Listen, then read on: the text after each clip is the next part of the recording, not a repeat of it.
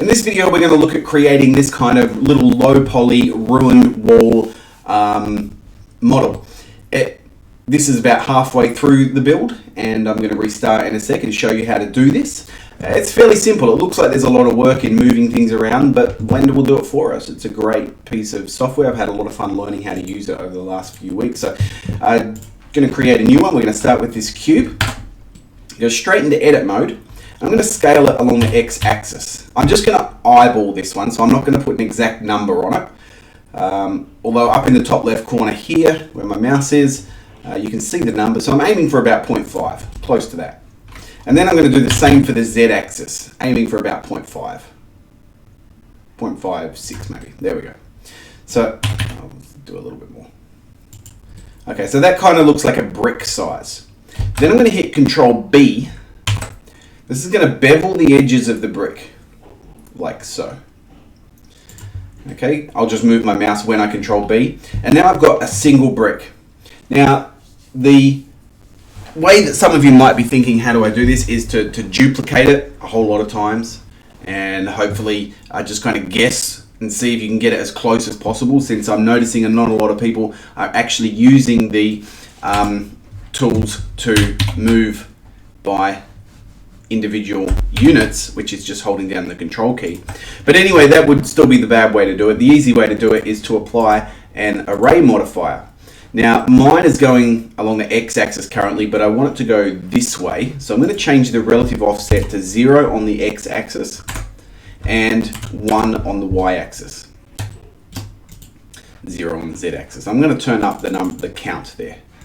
I'll turn it up to maybe 10 or 11 or 12, it doesn't really matter. And then I'm going to add in another array modifier. This one is going to be about 5 or 6, but I want it to go up. So 0 on the x and 1 on the z-axis. But I also want it to be offset along that y-axis just a little bit.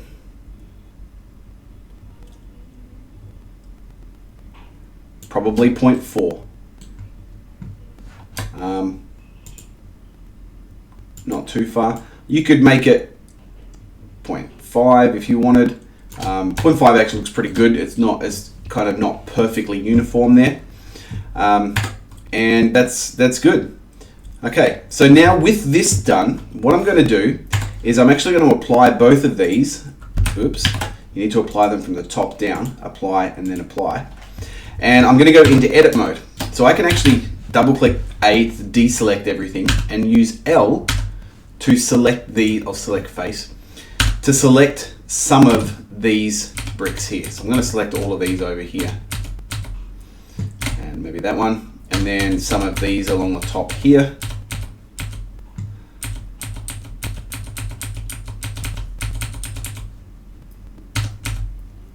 And we'll do something like that.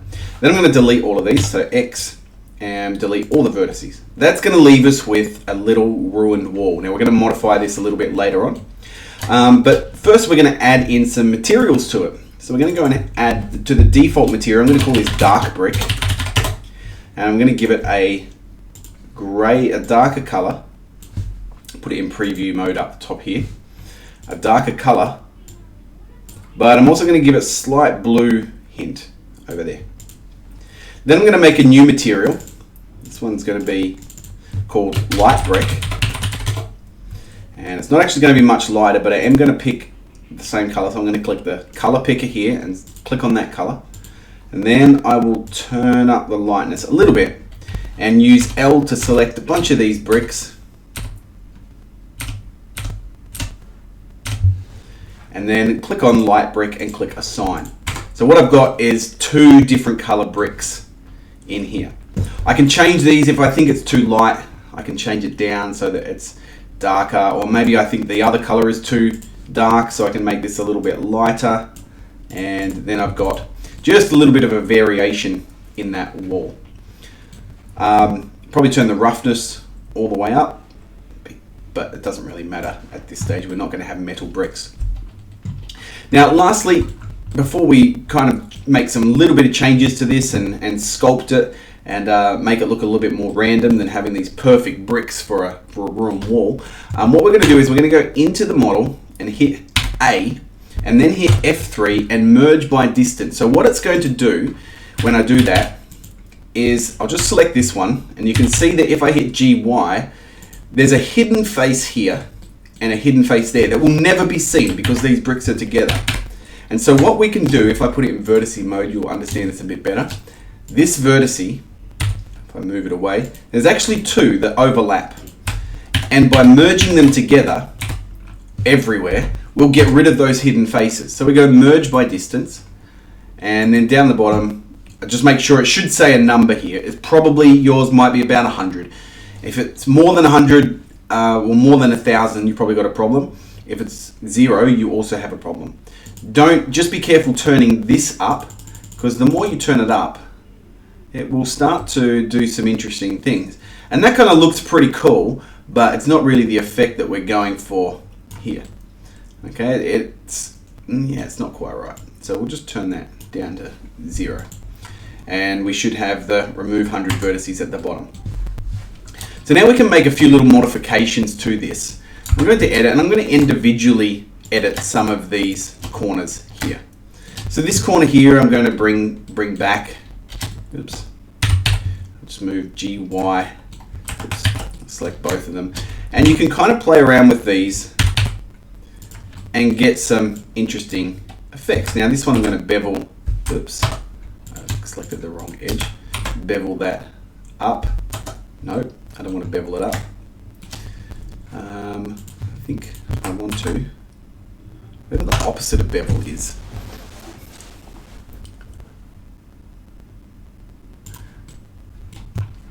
I won't actually do that. Okay, so we've got this here, and like I said at the start of this, I'm kind of winging this tutorial as I've just really learned how to use Blender myself. But let's say, for example, this could be used in a little adventure game. Oh, I know what I was going to do. I was going to use Sculpt Mode.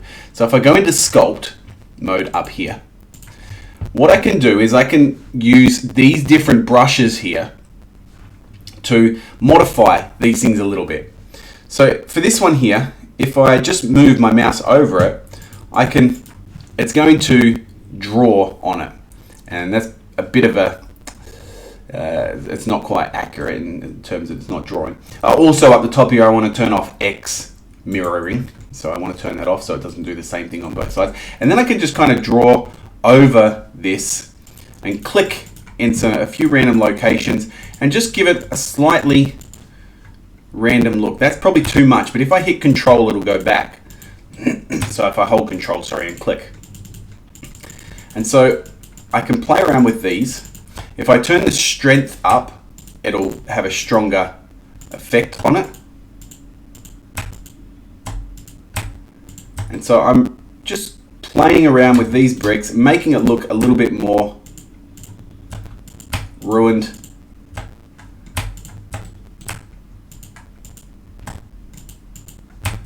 You don't want to make floating bricks or things that don't seem to work, but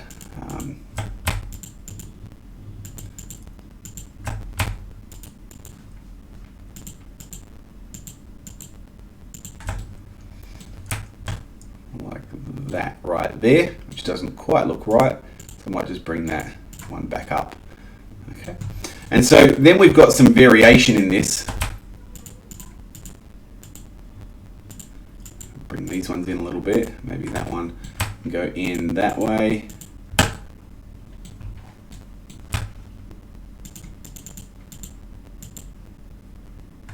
And if I need to increase the size of that brush, I can hit F, and it will take them. Oh, that's really bad. Whatever I did there, I can undo it a whole bunch. And that kind of looks better.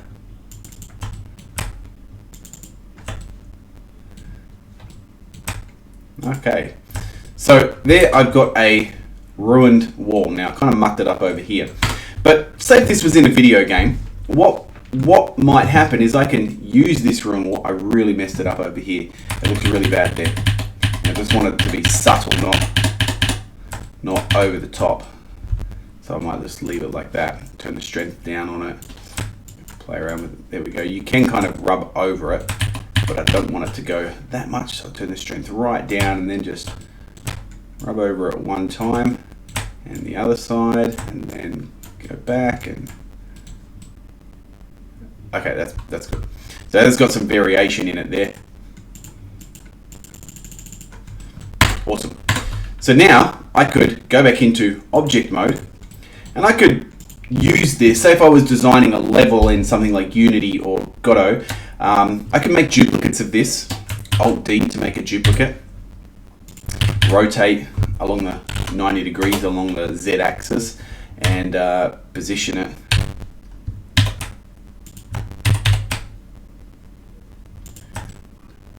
Oops, somehow I managed to bring it down.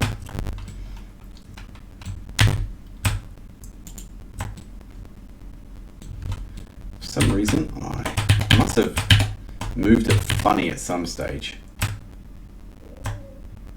because it's gone off, and then G, maybe X, bring it into there. So I've got this kind of a little corner wall thing, and I could put more of them in, and I could have different variations of them, and create little low poly stuff this way. Now save this file, because we are going to add some extra stuff to it. So save this. I'm going to call it rock wall. Actually, I'll call it low poly assets, and I'll click save Blender file on there. In the next video, we'll look at creating a few different low poly assets that might be suitable for use in a video game.